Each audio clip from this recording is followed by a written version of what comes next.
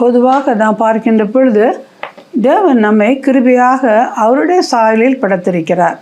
அவருடைய சாயல் என்ன என்று பார்க்கின்ற பொழுது அது பரிசுத்தம், பரிசுத்தம், பரிசுத்தம். அவருடைய சாயலில் தம் மனிதனை ஆதாம் ஏவாளை படைத்தார். ஆனால் என்ன நடந்தது? ஆதாம் ஏவாள் படுத்துட்டு புசிக்கக்கூடாத ஒரு கனியை அங்கே வச்சுட்டு இதை நீ புசிக்கக்கூடாதுங்கிறார். அது வாஸ்தவ ஃபர்ஸ்ட் சாப்டரில் அதில் என்ன பார்க்குறோம்? ஒரு கனி, அதை பார்க்குறதுக்கு அழகாக இருக்குது, புசிப்பதுக்கு நல்லா இருக்குது. ஆதாம் ஏவாள் 2 பேர் தான் இருக்காங்க கார்டன் ஆஃப் ஈடனில். அந்த ஈவ் என்ன பண்ணுறா, அந்த கனியை புசித்து தான் ஹஸ்பண்டுக்கு கொடுத்துறார். அந்த கனி பார்ப்பதுக்கும் நல்லா இருக்குது. இப்படி தானும் ஆண்டவருடைய சத்தத்துக்கு கீழ்ப்படியாமல் இஷ்டப்படி நடந்தது. அதை தான் பண்ண தப்ப தன் கணவனுக்கும் இப்படி கொடுக்குறாங்க இல்லையா? அதனால் அந்த ஆண்டவர் அவருடைய சாயல் பரிசுத்தம் இல்லையா? சரி, இந்த இந்த பாவம் எப்படி இந்த உலகத்துக்குள்ளது அதை பார்ப்பதுக்கு அழகாக இருக்குது. கண்களின் இச்சை, சரியா? எல்லாம் கண்களின் இச்சை மூலமாக எத்தனையோ பாவங்கள் வருவதில், உடம்பில் நம்முடைய சரீரத்தில் வருவதில் மிக முக்கியமான ஒரு உறுப்பு கண்களின் இச்சை. எனவே ஒரு விஷயம் நம்ம ஆராய்ந்து பார்ப்போம். நம்முடைய கண் எங்கே தேடிகிட்டே இருக்கிறது இல்லையா? சில கண் எப்பொழுதும் மற்றவங்களை பற்றி குத்தி காமிச்சிக்கிட்டே இருக்கும். மற்றவங்க நல்லா இருப்பதை பார்த்து அவங்கள தாங்க முடியாது. அதில் குறைய எதாவது சொல்லுவாங்க. ஒரு மனது உருக்கம் இருக்கவே இருக்காது.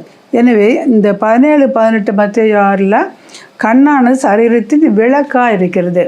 நம்ம சரீரத்தினுடைய விளக்கு கண்.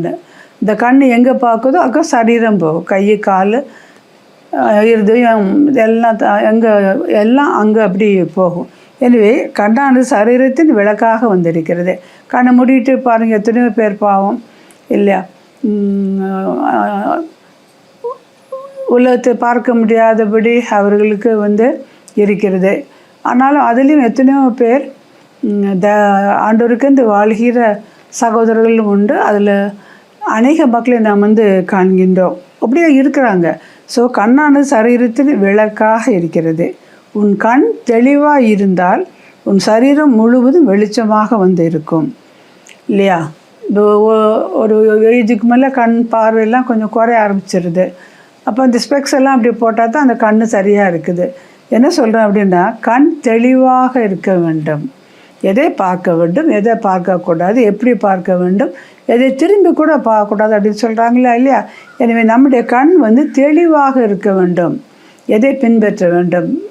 நம்ம கண் தெளிவாக இருப்பதற்கு நான் செய்ய வேண்டிய ஒரே ஒரு காரியம் என்ன அப்படின்னா, நாம் வேதத்தை வாசிக்க வேண்டும், தியானிக்க வேண்டும்.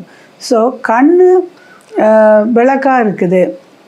விளக்கு இல்லைன்னா இருண்ட சூழ்நிலை எங்கேயும் போக முடியாது. எனவே கண் தெளிவாக இருப்பதற்கு நாம் என்ன செய்ய வேண்டும் என்றால், தினமும் நாம் வேதத்தை வாசிக்க வேண்டும். அப்போ இங்கே ஒரு கம்பேரிசன், கண்ணுக்கும் சரீரமும்.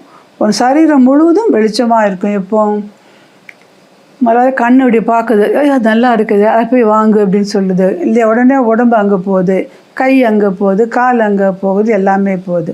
ஒரு விஷயம் நாம் யோசித்து பார்ப்போமா? ஆண்டவரே, என் கண் கெட்டதாக இருந்தால் சரீரம் முழுவதும் இருளாக இருக்கும். இப்படி உன்னில் வெளிச்சம் இருளாக இருந்தால் அவ்விருள் எவ்வளோ அதிகமாக இருக்கும். அன்பானவர்களே, இந்த நாளிலும் நாம் யோசித்து பார்ப்போம், நம்முடைய கண் எங்கெல்லாம் போகுது. சில பேருக்கு எப்பொழுதும் கண் மற்றவர்களை பற்றி தான் பேசிக்கொண்டே இருக்கும். வேண்டாத கதை புக்கு அது இப்போ கேட்கவே வேண்டாம். சீரியலில் பார்க்குறாங்க. லைஃப் டைம் ஃபுல்லாக வேண்டாத காரியங்களை கண்ணை பார்த்து அது மைண்டுக்குள்ளே அப்படி போய் அப்படியே வேண்டாத காரியங்கள் மீது நமக்கு ஆசை வர ஆரம்பித்து விடுகிறது. ஜெபம் பண்ணுவோமா? பரலோகபிதாவே, தேவரே, எங்கள் கண் ஆண்டவரே சரீரத்தின் விளக்காக இருக்கிறதாப்பா. எங்கள் கண்ணை தெளிவாக இருக்க எங்களை உதவி செய்யுங்க சுவாமி. என் கண் கெட்டதாக இருந்தால் உண்மையிலே என் சரீரமும் இருண்டு போய்விடும் ஆண்டவரே. கிருபையாக இறங்கி சுவாமி, நாங்கள் நல்ல கடலை பெற்றுக்கொள்ள உதவி செய்யும். ஆமேன், ஆமேன்.